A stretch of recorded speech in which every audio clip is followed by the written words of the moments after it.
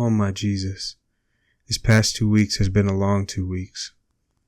I've struggled to forgive people for the smallest to the biggest things.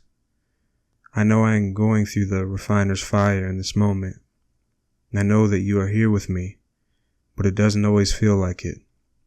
I feel abandoned at times, left to wrestle with my flesh, which wars against my spirit. Jesus began.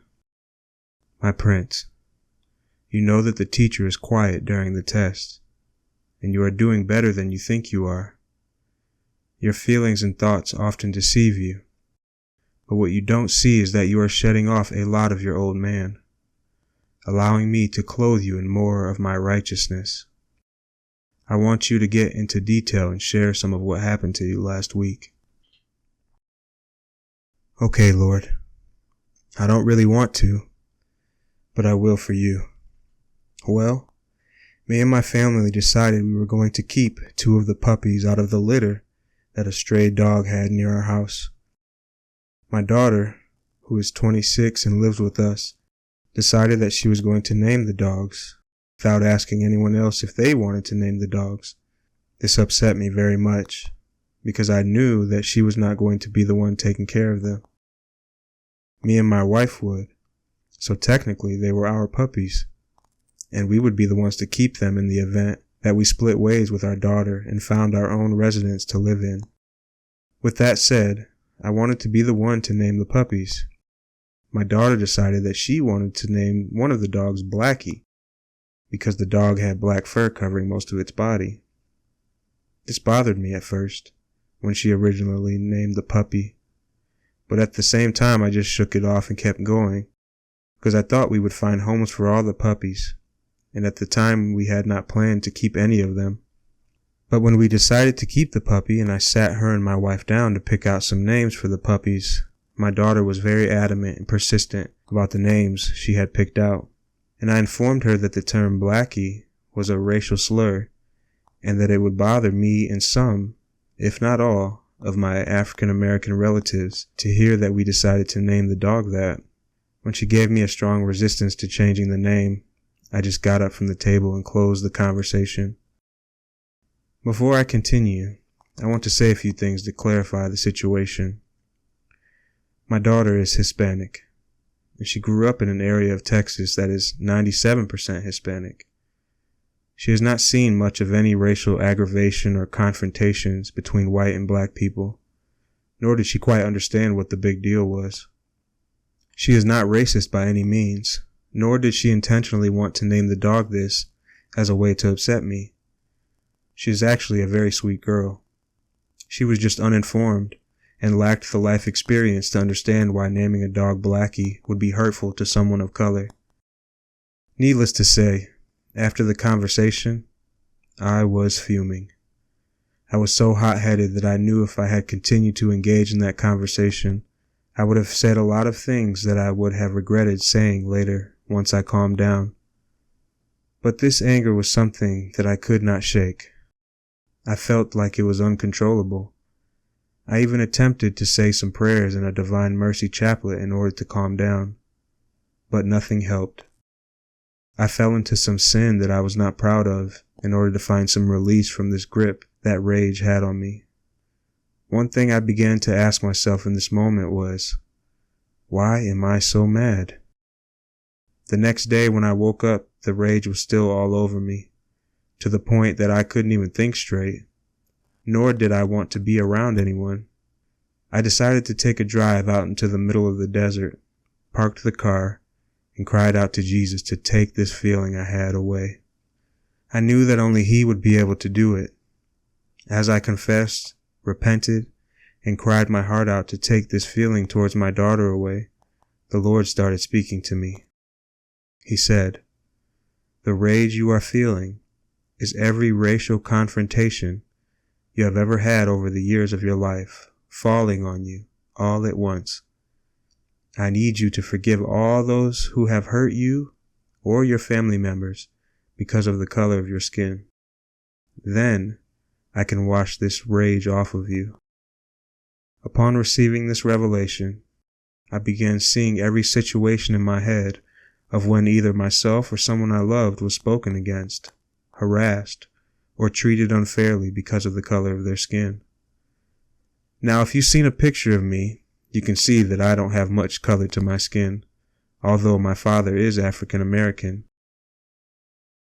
But one thing that has hurt me, countless times over, is being in a crowd of white people who you are getting to know for the first time, or even strangers, and they don't think for a second that I have African heritage, and they start talking about black people thinking there are none around and they are in the clear. I have seen racism in my family and between my family, sometimes as me being the target. When you are mixed and have Caucasian and African ancestry, you are never white enough to be white, or black enough to be black. I have felt both sides of the coin, and felt the racial tension from blacks and whites, collectively. You are almost in a subcategory when you are mixed, and no one accepts you. At least that's the way it was growing up in the 90s and 2000s. I pray my son does not have to deal with the pain of being an outcast, like when I was growing up. So now, I'm at Jesus' feet laying down all the grief, distress, and struggle that I went through as a child and teenager, even all the way up to my mid-20s, which is the last time I can remember going through a racial issue with another individual. I began to feel deliverance like I've never felt before as I recalled all the names and people who brought me to a place of resentment and disliking me. I forgave each one and asked the Lord to forgive them, as He forgave me, for harboring the hateful feelings I had towards all of humanity due to my experiences. The Lord washed me clean of something that I didn't even know was in my heart, and He made things right between me and my daughter, as well as me and my parents. But we can save the story between me and my parents for another time. And check this out. We ended up getting rid of the puppies anyway. Now I can see that the Lord was using them as a tool to point out the unforgiveness in me. It is crazy how God works. I think I'm done, Lord. Did you have anything you wanted to add or say? Jesus began. My son, the stronghold of racism stems all the way back to the days of Adam. Satan is always doing the best he can to divide, whether it's through skin color, gender, financial status, preferences, ideas, competition, the list goes on. But racism is his favorite, because it is something he has been working on since the beginning of time. Most cultures have a stronghold of racism, including places where only one ethnicity exists.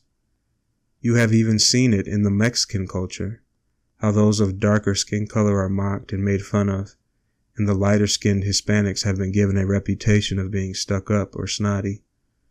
What makes this easy for Satan is you are fed the lies about race and skin color from the day you are born. But I need you and everyone listening to understand, you are all my children. Every last one of you. You have one common enemy, that is the father of lies. You must remember that you do not wrestle against flesh and blood, but the principalities of hell. Satan has used racism to divide, cause wars, slavery, and brokenness. Even if you found yourself in a place where racism is not very active, and you don't have many experiences involving race, you still have the curse of racism on you because it gets passed down from generation to generation.